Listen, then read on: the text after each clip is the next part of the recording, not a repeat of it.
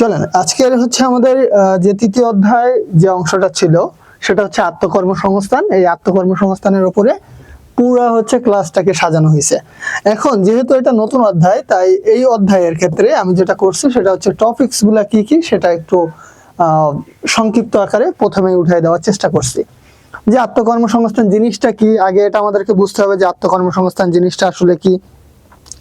যখন আমরা বুঝবো যে আত্মকর্মসংস্থান জিনিসটা কি, তখন হচ্ছে আমরা এটার প্রয়োজনীয়তাটা কি, আসলে এটার কি দরকার আছে। তারপরে যেটা আমরা দেখতে পাবো সেটা হচ্ছে বাংলাদেশের আর্থসামাজিক, অর্থাৎ বাংলাদেশের যে সামাজিক পরিবেশ বা কাঠামো, সেই ক্ষেত্রে আসলে আত্মকর্মসংস্থান কতটুকু গুরুত্বপূর্ণ। এরপরে আমরা যেটা দেখবো সেটা হচ্ছে আত্মকর্মসংস্থানের উপযুক্ত ক্ষেত্রগুলো কোথায়, আসলে মানে কোন কোন কাজগুলো করলে আপনার আত্মকর্মসংস্থান হবে।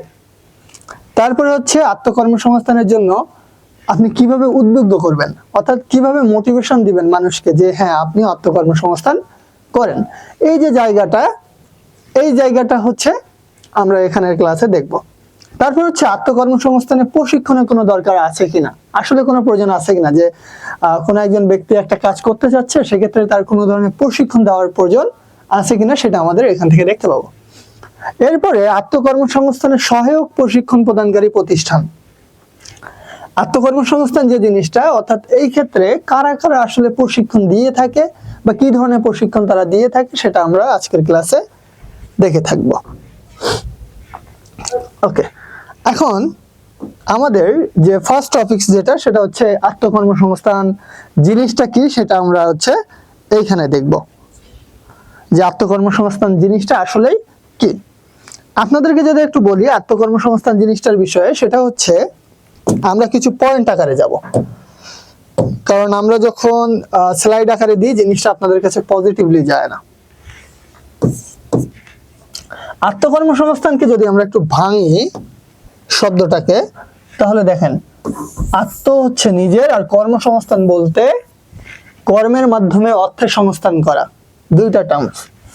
আত্ম শব্দের অর্থ হচ্ছে নিজের, আর কর্মসংস্থান বলতে এখানে আরো একটা টার্মস আমরা ভেঙে নিতে পারি, কর্মটাকে ভেঙে দিয়ে আলাদা করে, সংস্থানটাকে ভেঙে দিয়ে আলাদা করে। কর্ম হচ্ছে কাজ, আর সংস্থান শব্দটা দিয়ে বোঝানো হচ্ছে যে অর্থ আনা। তাহলে আমরা যদি আত্মকর্মসংস্থান শব্দটাকে ভাঙি, এই ক্ষেত্রে আমরা যে জিনিসটা দেখতে পাবো সেটা হচ্ছে আত্ম হচ্ছে নিজের, কর্ম হচ্ছে কাজ, আর সংস্থান হচ্ছে অর্থ আনা। এটাকে আমরা যদি একটা লাইনে বুঝাই তাহলে হচ্ছে আত্মকর্মসংস্থান মানে হচ্ছে কাজের মাধ্যমে নিজের প্রয়োজনীয় অর্থের সংস্থান করা, প্রয়োজনীয় যে অর্থটা আছে সেটার সংস্থান করা বা প্রয়োজনীয় অর্থ রোজগার করা।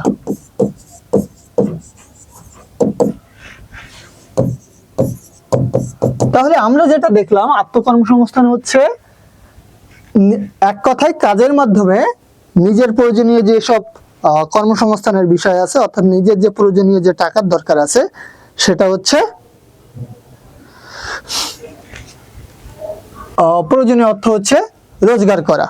এই যে জায়গাটা হচ্ছে আপনার আত্মকর্মসংস্থানের মেইন বেসিক।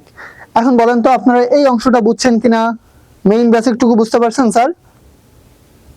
সবার কাছে ক্লিয়ার হয়েছে মেইন বেসিকটুকু? নুসাইবা, ইনান, আপনাদের ক্লাস 10-এরও সম্ভবত এখন ক্লাস আছে, এই জন্য স্টুডেন্ট সংখ্যা কম পাবেন আপনারা। সেটা নিয়ে আমাদের কারোর সমস্যা নাই, কারণ আমরা টপিকসটুকু ভালো মতো বুঝতে চাই, ভেঙে ভেঙে বুঝতে চাই। ওকে, সো একটু ঠান্ডা মাথায় আপনারাও দেখেন যে কোনো প্রবলেম ফেস করতেছেন কিনা। দেন আমরা একটা উদাহরণে যাব, দেখি আপনাদের কমেন্টটা নিয়ে আগে, বাকিরা কেউ আসে নাই। ওকে, বুঝছেন? ঠিক আছে, তাহলে আত্মকর্মসংস্থান জিনিসটা আমরা পাইলাম হচ্ছে নিজের কোনো কাজের মাধ্যমে নিজের প্রয়োজনীয় অর্থের রোজগার করা। যেমন হচ্ছে আপনি সেলাই মেশিনের মাধ্যমে কি করলেন, সেলাই করে দিলেন, অনেকে জামা কাপড় সেলাই করে দিলেন। তো হচ্ছে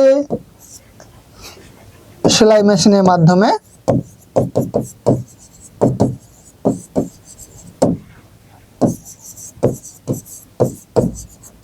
সেলাই করে দেওয়া।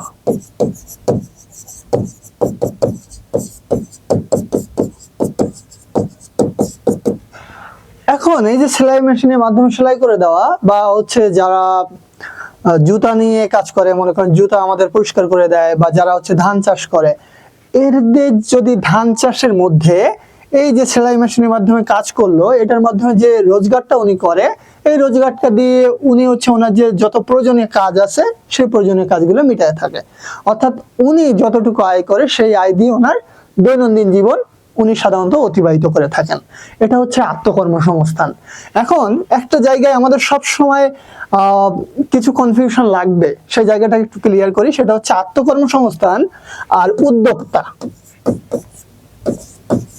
বা উদ্যোগ, এই দুইটা জিনিসের ডিফারেন্স কোথায়? এই দুইটা জিনিসের একটা কমন জায়গায় ডিফারেন্স আছে, এটা একটু ভালো মতো খেয়াল রাখবেন। আত্মকর্মসংস্থান হচ্ছে, ডিফারেন্সটাকে একটু দেখাই আমি আপনাদেরকে, লেখা বুঝতে পারতেছেন? এটা হচ্ছে আত্মকর্মসংস্থান আর এটা হচ্ছে উদ্যোগ। আত্মকর্মসংস্থান আর উদ্যোগের ভিতরে একটা বেসিক জায়গায় ডিফারেন্সটা হচ্ছে, আত্মকর্মসংস্থান শুধুমাত্র নিজের জন্য করা হয়, এটা মনে রাখবেন, শুধুমাত্র নিজের জন্য। আর উদ্যোগটা সবসময় হয় নিজের প্লাস অন্যের জন্য।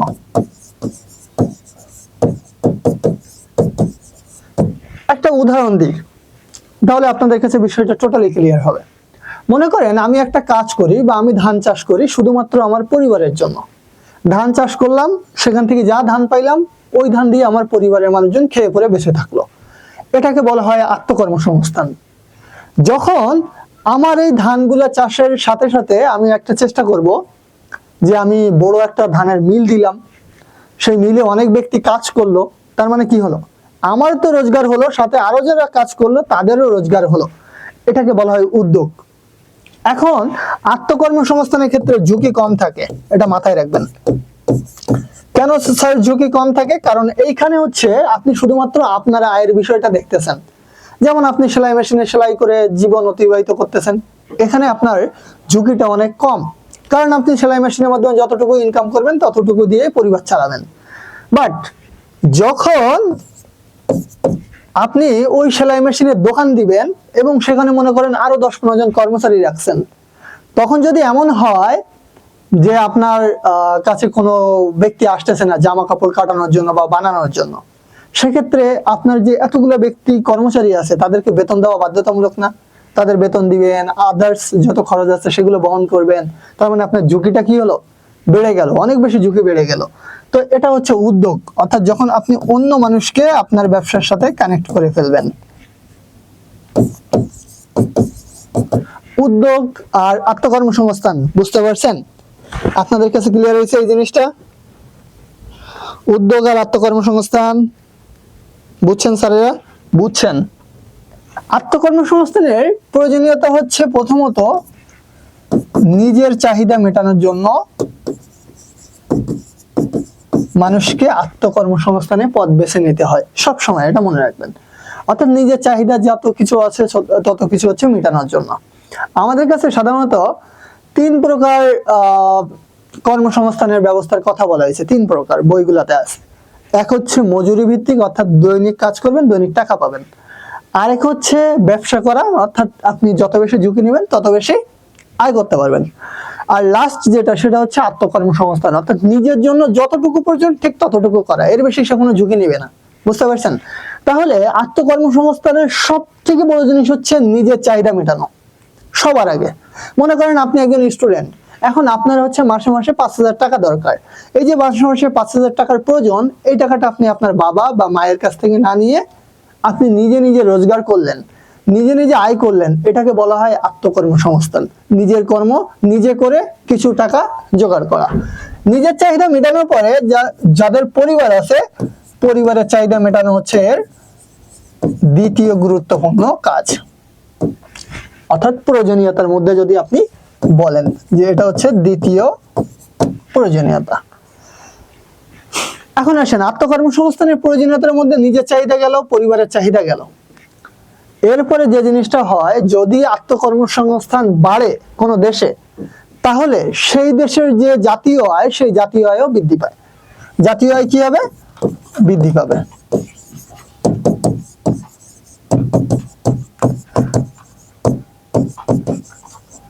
আমরা বারবার বলি বাংলাদেশের সরকার খারাপ, হ্যান খারাপ, ত্যান খারাপ। আসলে আমাদের দেশে কি হয় জানেন? নর্মালি যে সিস্টেমটা, সেটা হচ্ছে আমাদের দেশের মানুষ একটু অলস প্রকৃতির।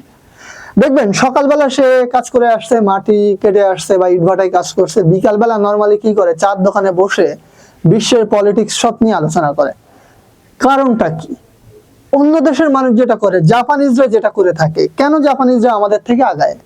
কেন আমাদের থেকে হচ্ছে চায়নারা আগায়? জিনিসটা হচ্ছে ওনারা ওনাদের টাইম স্লটটাকে বা টাইম পিরিয়ডটাকে ভাগ করে নেয়। সকালবেলা আমি এটুকু করব, বিকালবেলা এটুকু করব, সন্ধ্যাবেলা এটুকু করব, রাতে এটুকু করব, শেষ। তো ওনারা নর্মালি যেটা করে থাকেন, ওনাদের টাইম স্লটে যা আছে ততটুকু করে।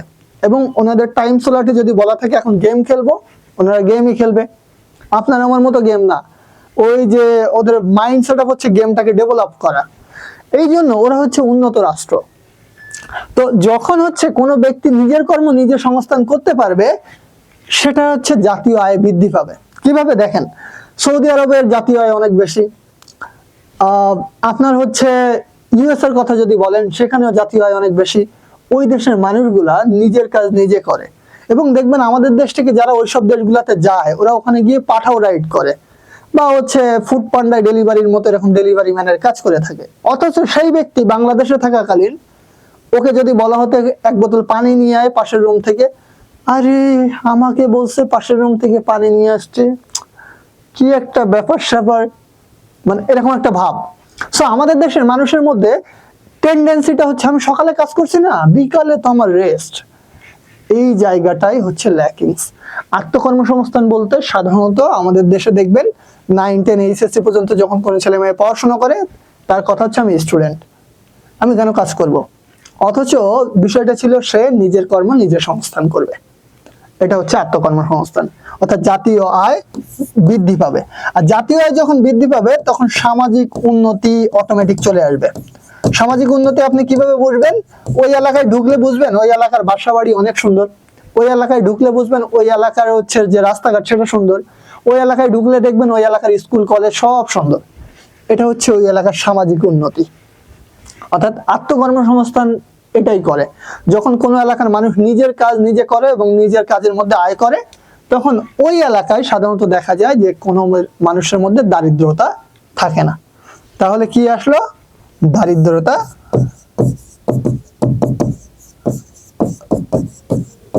দূর হয়।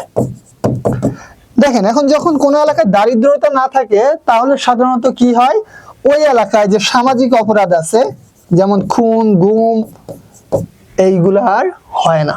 কারণ এইগুলো সবসময় অর্থঘটিত কারণে হয়ে থাকে। সামাজিক অপরাধ হ্রাস পায়। এখন বলেন তো বুঝছেন কিনা আপনারা? সবাই একটু কমেন্ট করে জানান। ম্যাডামরা আসছেন অনেকে দেখতে পাচ্ছি, নিশাত আপা আসছেন, আমাকে একটু জানান।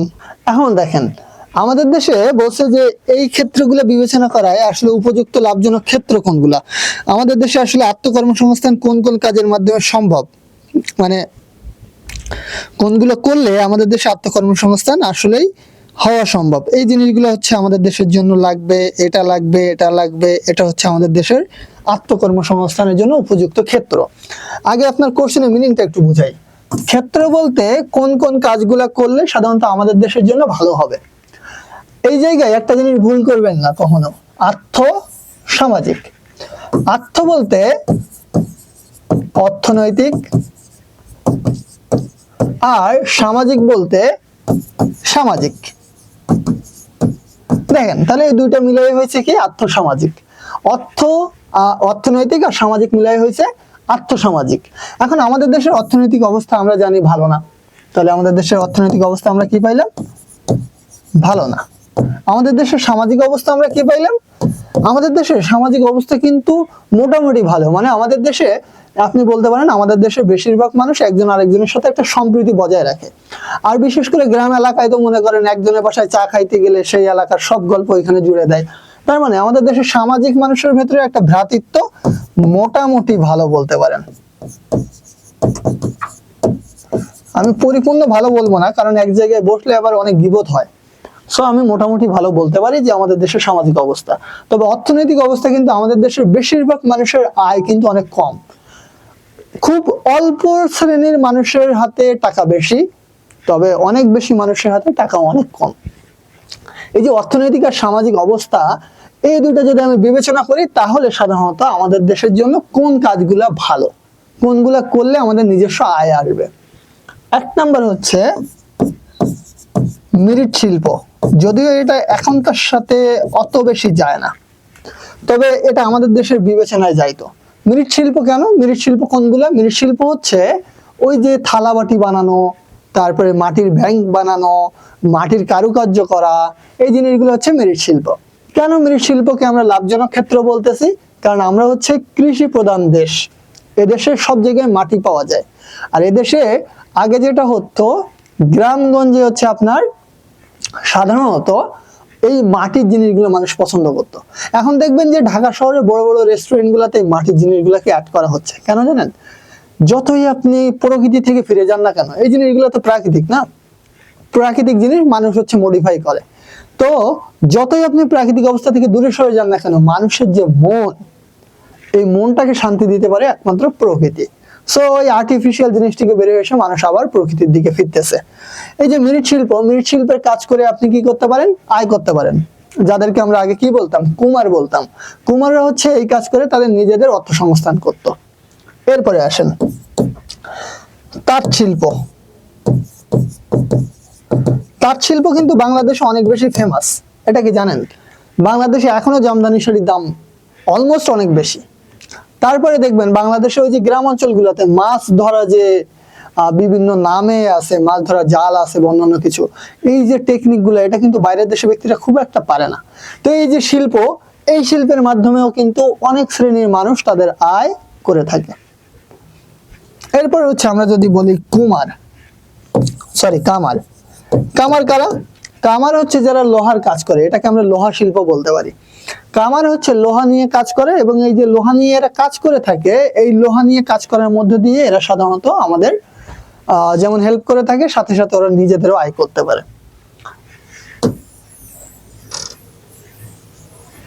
এরপরে আসেন 4 নম্বরে নার্সারি। নার্সারি হচ্ছে যেখানে অনেকগুলো গাছের চাষ হয় এবং সেই গাছ বিক্রি করার মাধ্যমে নিজেদের অর্থ সংস্থান হয়। এরপরে আসেন হ্যাচারি। হ্যাচারির মাধ্যমে সাধারণত মাছের পোনা চাষ করা হয়। আর যেহেতু বাংলাদেশ নদীমাতৃক দেশ, তাই এইখানে প্রচুর পরিমাণে হ্যাচারিতে মাছের পোনা চাষ হয়, সেগুলোর মাধ্যমে নিজেদের আত্মকর্মসংস্থান হয়। তাহলে এই 5টা সাধারণত হচ্ছে আমাদের দেশের লাভজনক ক্ষেত্র। যদিও বইয়ে মনে করেন হাজার হাজার দেওয়া আছে। সো এই ক্ষেত্রে আপনারা কি করবেন? এই পয়েন্টটাকে জাস্ট একবার রিডিং দিবেন, এর বেশি কিছু পড়ার দরকার নেই। এখান থেকে আর কিছু আসবে না। বুঝতে পারছেন? সবার কাছে ক্লিয়ার যে কি পড়বেন, কিভাবে পড়বেন? বোঝা গেছে স্যাররা? ওকে, ঠিক আছে, ক্লিয়ার, ডান। এখন আসেন আত্মকর্মসংস্থানের উপযুক্ত ক্ষেত্র নির্বাচনে বিবেচ্য বিষয়সমূহ। আমি তো বললাম ওইখানে দেখেন আমি 5টা ক্ষেত্রের কথা বলছি, কিন্তু ওর বাইরেও কিন্তু আরো অনেকগুলো ক্ষেত্র আছে। ও একটা জিনিস বলতে ভুলে গেছি, আপনাদের ক্লাসের পরে কিন্তু কুইজ আছে, এটা মাথায় রাখেন। তো যেটা বলতেছিলাম যে আত্মকর্মসংস্থানের উপযুক্ত ক্ষেত্র যদি আপনি নির্বাচন করতে চান, তাহলে কি করবেন? মনে করেন এত এত ক্ষেত্র আছে, এখন আপনি তো চাইলে সবগুলো একসাথে করতে পারবেন না। তাহলে আপনি করবেনটা কি? কিভাবে বিবেচনা করবেন যে আপনার জন্য কোনটা লাভজনক? সবার আগে যেটা করবেন, 1 নাম্বার স্টেজ, সেটা হচ্ছে পণ্য বিবেচনা করা বা নির্বাচন করা।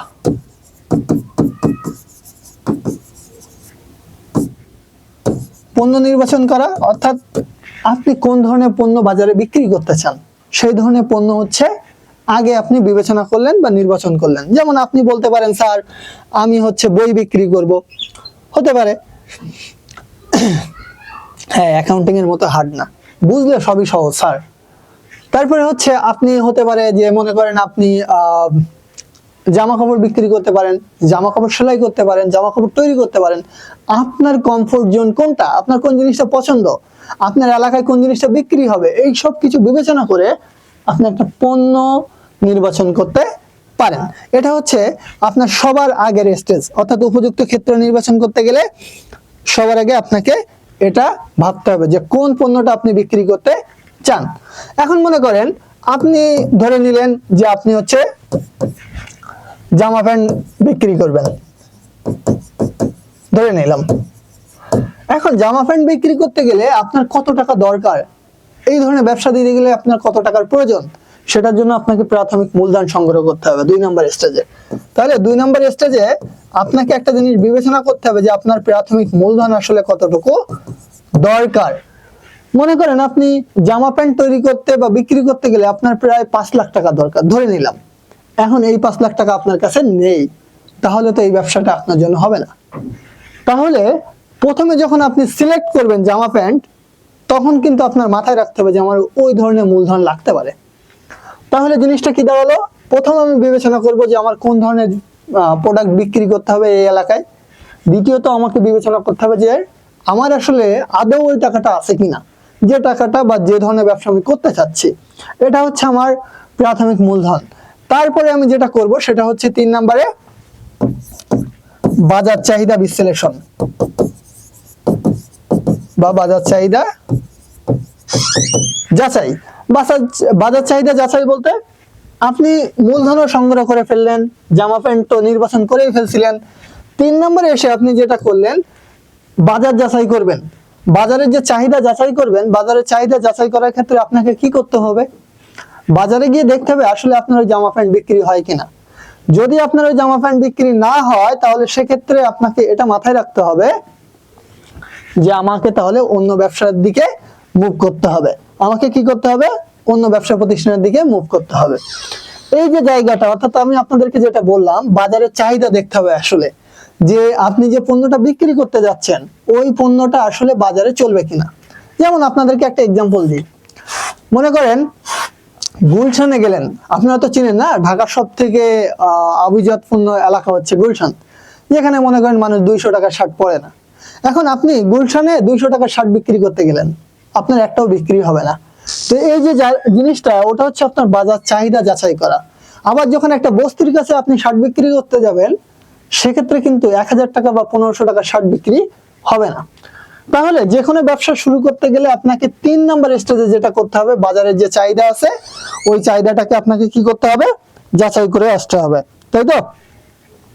এরপরে আপনাকে যেটা করতে হবে, বাজারের চাহিদা যাচাই করার পরে আপনি যেটা করবেন, অভিজ্ঞতা আর শিক্ষা।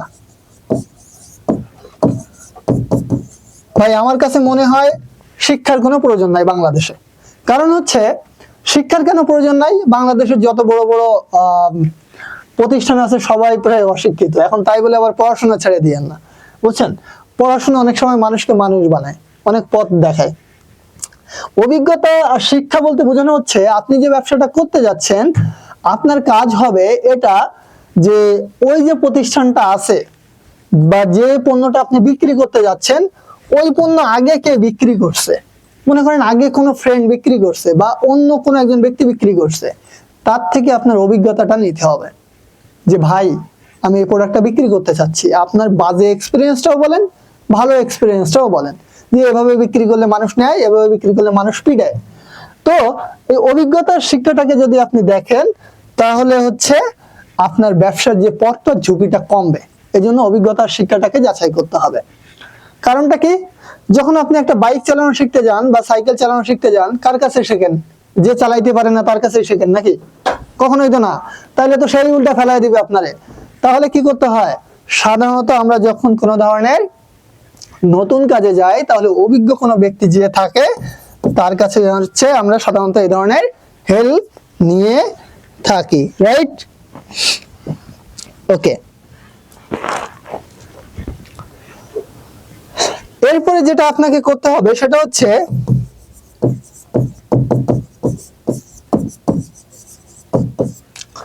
নিজের দুর্বলতা যাচাই। এটা খেয়াল রাখবেন সব সময়, যে কোনো জিনিসে। আপনি পড়াশোনা করেন, যাই করেন, যেখানেই থাকেন না কেন, সবসময় নিজের দুর্বলতাটা দেখবেন।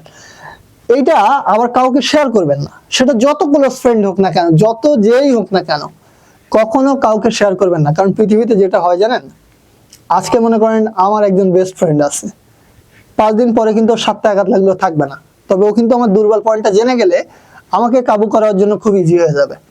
সো জায়গাটা হচ্ছে এই যে নিজের দুর্বলতাটা যাচাই করবেন এবং নিজে নিজে অল্প অল্প করে ইমপ্রুভমেন্ট করবেন, বাট কাউকে বলবেন না। এই জায়গাটা কখনো কাউকে বলার জায়গা না। তো আপনিও যখন কোনো একটা ক্ষেত্র নির্বাচন করবেন, তখন আপনি 2-4 দিন ব্যবসা করতে গিয়ে বুঝবেন যে আমার মনে হচ্ছে আমি বিক্রি করতে পারতেছি না, বা আমার মনে হচ্ছে এই জায়গায় প্রবলেম ফেস করতেছি। এই যে দুর্বলতাটা আপনার আছে, এই দুর্বলতাটা আপনি যাচাই করবেন। এরপরে মনে করেন এখন আপনার প্রতিষ্ঠান যখন বড় হবে বা একজন কর্মচারীর দরকার, তখন সঠিক একজন কর্মচারী আপনি নির্বাচন করবেন, সঠিক কর্মী নির্বাচন করবেন। যদি সঠিক কর্মী নির্বাচন না করতে পারেন, তাহলে আপনার ব্যবসায় লালবাতি জ্বলার চান্স অনেক বেশি থাকবে। বুঝতে পেরেছেন? এই 6টা হচ্ছে মেইনলি ইম্পর্টেন্ট। এর বাইরেও কিছু জিনিস আছে, সেগুলো একটু বলি।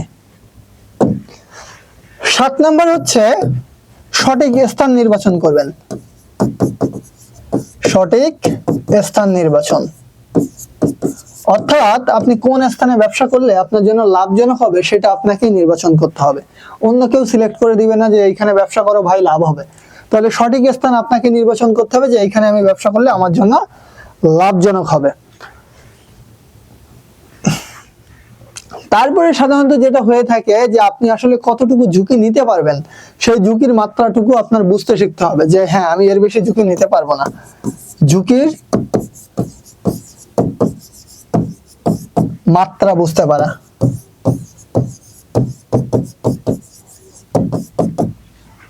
এই হচ্ছে আমাদের মেইন জিনিস। আরেকটা জিনিস আমি একটু অ্যাড করে দিই, সেটা হচ্ছে প্রযুক্তির ব্যবহার।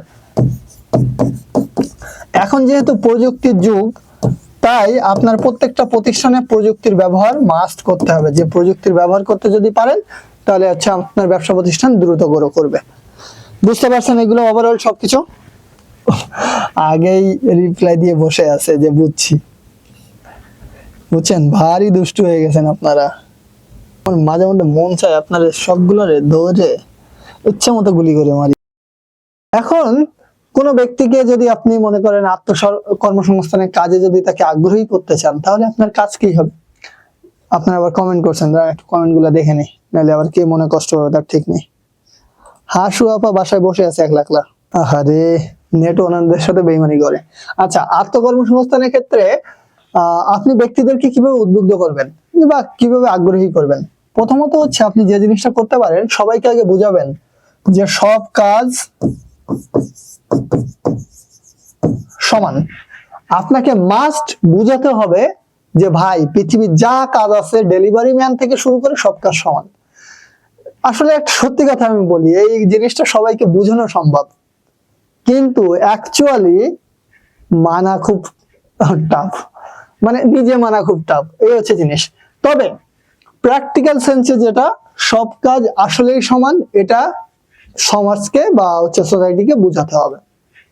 তারপরে যেটা করতে হবে, মনে করেন ওই যে আমাদের রাস্তার পাশে পাশে দেখবেন এই এরকম হাত দিয়ে ছবি টানানো আছে, অমুক ভাইরে ভোট দিন, তমুক ভাইরে ভোট দিন। এইসব ব্যাস, মানে গালি দিলাম না, এইসব ব্যাস মার্কা হচ্ছে পোস্টার নামায় দিয়ে আপনাকে কি করতে হবে, ওখানে দিতে হবে যে এই ছেলেটা এরকম ছোট থেকে এরকম একজন বড় ব্যবসায়ী হয়েছে, বা এই ছেলেটা এই কাজের মাধ্যমে নিজের জীবনের, নিজের পরিবারের উন্নতি ঘটাইছে। এটার মাধ্যমে কি হবে, আরো 2-4 জন ব্যক্তি ইনফ্লুয়েন্স হবে, হ্যাঁ আমারও এই কাজটা করতে হবে।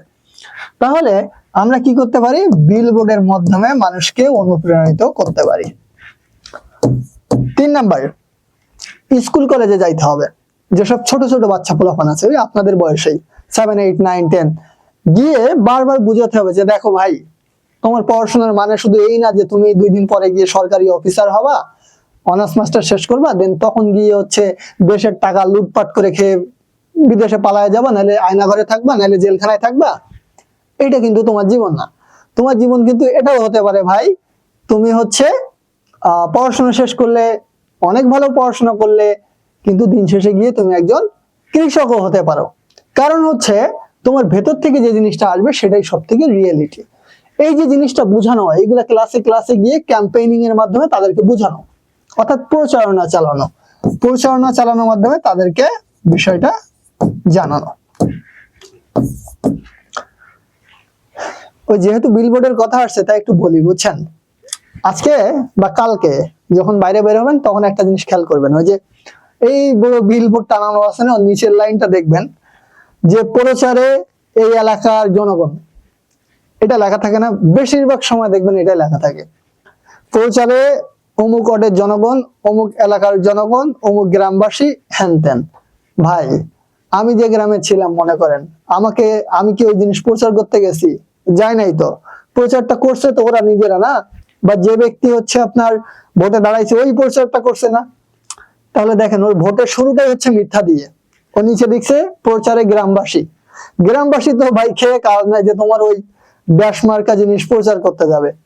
গ্রামবাসী কি করছে? গ্রামবাসী জানেও না যে তুমি ওই পোস্টার লাগাইছো। তাহলে তোমার ওইখানে নিচে কি লেখা উচিত ছিল? প্রচারে আমি পাগলা, বা আমি অমুক, বা প্রচারে ওই অমুক পাগলা তেলবাজ নেতা, এটা লিখে দিলে মিটে যাইত, যেটা সত্য। কিন্তু বাংলাদেশের পলিটিক্স হচ্ছে শুরুতেই বিসমিল্লাহ গলত, একবারে ভেজাল। এখন আত্মকর্মসংস্থানে আবার কেউ রাগ করেন না, বুঝছেন? তো আত্মকর্মসংস্থানের যে জিনিসটা, প্রচারণা চালালো, বিলবোর্ড চালালো, সব কাজে সমান, এটা মনে করা। এরপরে সরকার কর্তৃক বিভিন্ন প্রণোদনা দেওয়া,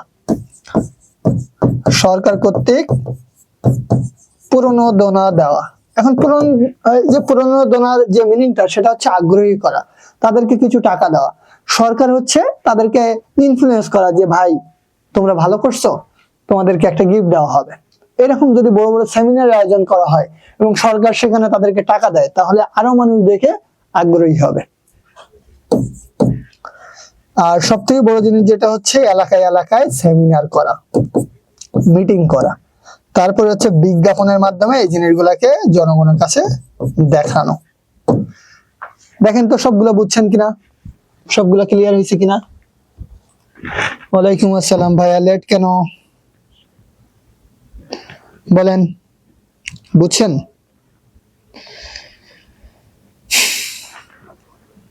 সবার কাছে ক্লিয়ার হয়েছে? একটু বলেন, নাকি আপনাদেরও প্রচারণা চালাতে হবে?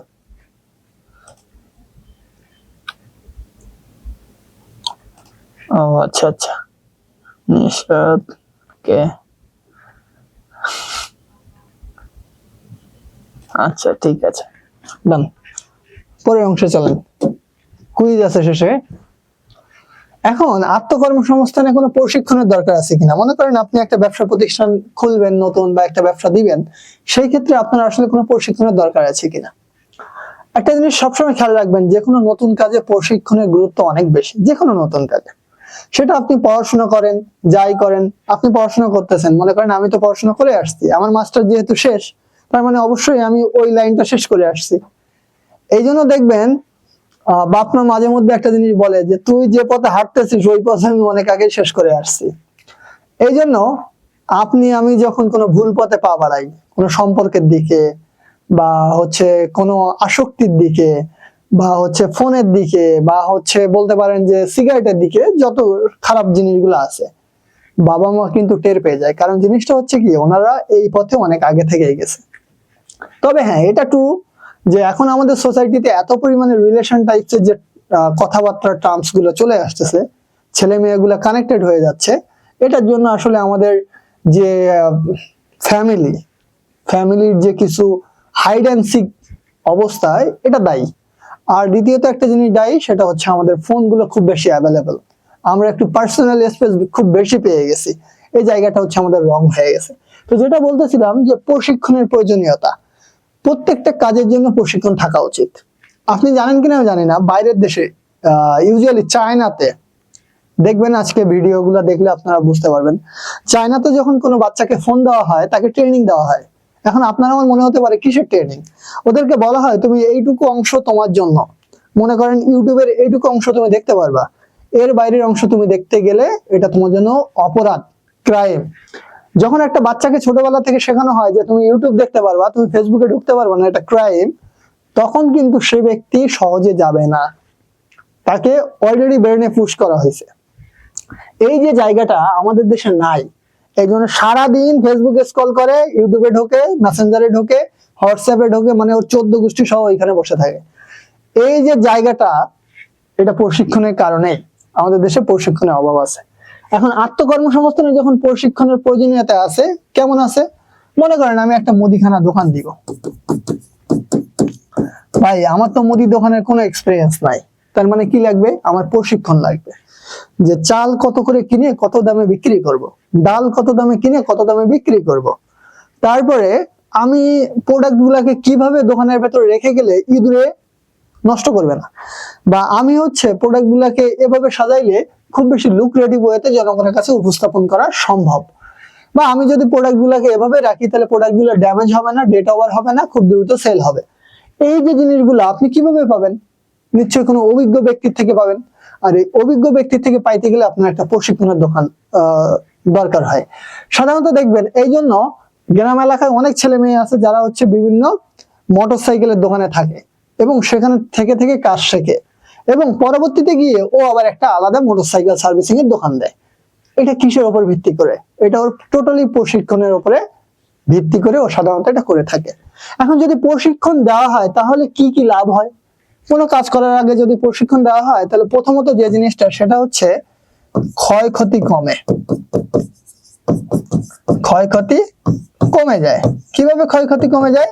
মনে করেন আপনাকে বাইক চালানো রাস্তায় পাঠানোর আগে আমি আপনাকে খুব ভালো মতো ট্রেনিং দিয়ে দিলাম, তাহলে আপনি রাস্তায় গিয়ে নিশ্চয়ই আরেকজনের বাইকের পিছে লাগাই দিবেন না, আরেকজনের গাড়ির পিছে লাগাই দিবেন না, আপনি নর্মাল ওয়েতে যাবেন। এই যে ক্ষয়ক্ষতি কি হবে? আপনার ক্ষয়ক্ষতিটা কমে যাবে। তারপরে যেটা হবে, আপনার কাজে দক্ষতা আসবে। দেখবেন আপনার আম্মু যখন রান্না করে তখন হচ্ছে রান্নার কোয়ালিটিটা কেমন হয়, আর আপনি একদিন রান্না করতে যাবেন, দেখবেন রান্নার কোয়ালিটি কেমন হোক ফ্যাক্ট না, ফ্যাক্ট আপনার হাতের কোয়ালিটি কেমন হয় আর আপনার শরীরের কোয়ালিটি কেমন হয়। ওই যে গরম তেল গায়ে হাতে পড়ে অবস্থা টাইট, এই যে জায়গাটা, এই জায়গার ডিফারেন্সটা কোথায়? দক্ষতায়। কারণ উনি প্রশিক্ষণ প্রাপ্ত, অনেকদিন ধরে কাজ করতে করতে প্রশিক্ষণ পেয়ে গেছেন।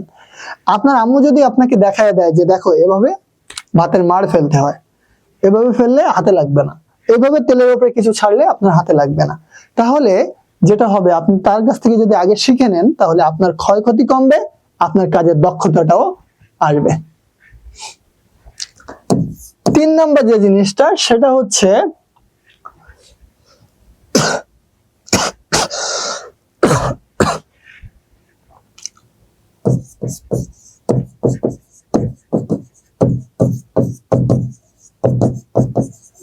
উৎপাদন বৃদ্ধি পাবে।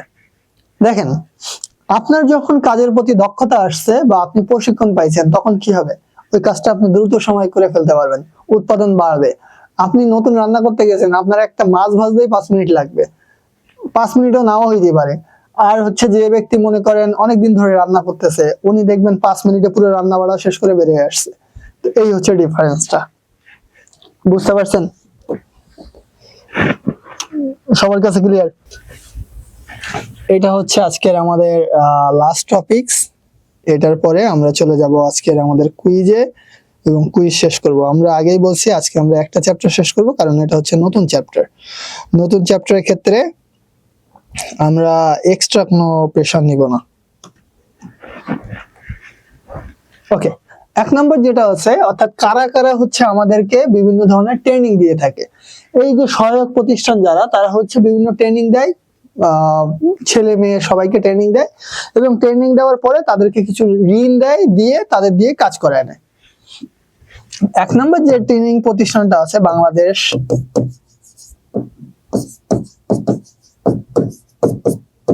Institutional management.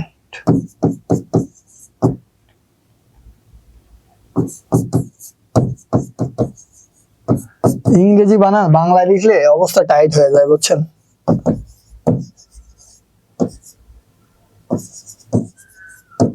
ইংরেজি জিনিস ইংরেজিতে লেখাই ভালো। এখন এরা কি করে থাকে? এরা ছেলে মেয়ে সবাইকে ট্রেনিং দেয়। ছেলে মেয়ে যুবক যুবতী সবাইকে হচ্ছে ট্রেনিং দেয়, এবং ট্রেনিং শেষ হইলে যখন ট্রেনিংটা শেষ হয়ে যায় তখন সাধারণত ওরা কি করে থাকে, ট্রেনিং পিরিয়ড যখন শেষ হয় তাদেরকে একটা ঋণ দেয়, মনে করেন 500 টাকা, 50,000 টাকা, 7,000 টাকা বা 20,000 টাকা, যাই একটা ঋণ দেয়। ওই ঋণের মাধ্যমে সাধারণত হচ্ছে যাতে ওই ব্যক্তি আত্মকর্মসংস্থান করে। এখন কি ধরনের ট্রেনিং দেয়, এরা অনেক ধরনের ট্রেনিং দেয়। এক হচ্ছে কম্পিউটার ট্রেনিং দেয়, বাইক সার্ভিসিং ট্রেনিং দেয়, মোবাইল সার্ভিসিং ট্রেনিং দেয়। সাথে আবার এরা অনেক সময় কি করে, মনে করেন আপনাকে বাইক সার্ভিসিং এর ট্রেনিং দিয়েছে, এখন ওই বাইক সার্ভিসিং এর জন্য যত পার্টস লাগে সব ওরা কিনে দেওয়ার জন্য ঋণ দেয়, এবং এই ঋণটা আপনাকে আস্তে আস্তে শোধ করতে হয়। তাহলে এর মাধ্যমে কি হলো, একজন ব্যক্তির আত্মকর্মসংস্থান হলো, সেই ব্যক্তি আর চোর ডাকাত হইলো না। এই জিনিসটা হচ্ছে তাদের মধ্যে দিন দিন কি করে, গ্রো করতে থাকে। এবং যেহেতু দিন দিন এটা গ্রো করতে থাকে তখন হচ্ছে আপনার সমাজের উন্নতি বাড়ে। ওই যে একজন ট্রেনিং নিয়ে একটা কাজ করছে, সে আবার আরো 5 জনের ট্রেনিং দেয়, তার প্রতিষ্ঠানে চাকরি দেয়, এইভাবে হচ্ছে একটা প্রতিষ্ঠান সাধারণত বা একটা দেশ আগায় যায়। এটা গেল হচ্ছে ইনস্টিটিউশন অফ ম্যানেজমেন্ট। এরপরে হচ্ছে মহিলা বিষয়ক অধিদপ্তর। নাম শুনেই বুঝে গেছেন যে এই অধিদপ্তর ছেলেদের কোনো ট্রেনিং দেয় না। এই মহিলা বিষয়ক অধিদপ্তর সাধারণত মহিলাদেরকে ট্রেনিং দেয়, অর্থাৎ গ্রামের যারা বিবাহিত মহিলা আছে তাদেরকে বিভিন্ন ধরনের ট্রেনিং দেয়, যেমন হাতের কাজ শেখায়, কারুশিল্প, মৃৎশিল্প, তারপরে হচ্ছে দেখা যায় গরু বাছুর কিভাবে পালতে হয় সেই ধরনের কাজ শেখায়, এবং পরবর্তীতে গিয়ে তাদের একটা গরু গাভী বা যাই বলেন এগুলো কিনে দেয়, বা হচ্ছে মৃৎশিল্পের কাজ করার জন্য যা যা জিনিসের দরকার হয় এগুলো সাধারণত তারা কিনে দিয়ে থাকে। এটা হচ্ছে তাদের কাজ। বাংলাদেশে আরেকটা গুরুত্বপূর্ণ প্রতিষ্ঠান আছে, সেটা হচ্ছে পল্লী উন্নয়ন বোর্ড।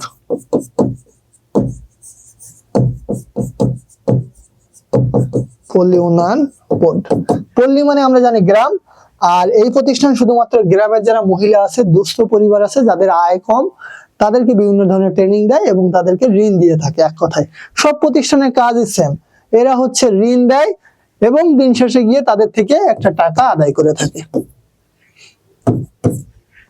বুঝতে পারছেন? এগুলা নিয়ে আর আমি বেশি কথা বলবো না, কারণ সবগুলো প্রতিষ্ঠান একই ধরনের কাজ করে থাকে। সবার কাছে ক্লিয়ার হয়েছে? হইলে আমি কুইজের লিঙ্কটা আপনাদেরকে দিয়ে দিব, আপনারা কেমন কি বুঝছেন, আজকের ক্লাসের ফিডব্যাক আপনাদের কাছে কি সেটা আমি দেখবো। ওকে, বাই, আল্লাহ হাফেজ, আসসালামু আলাইকুম।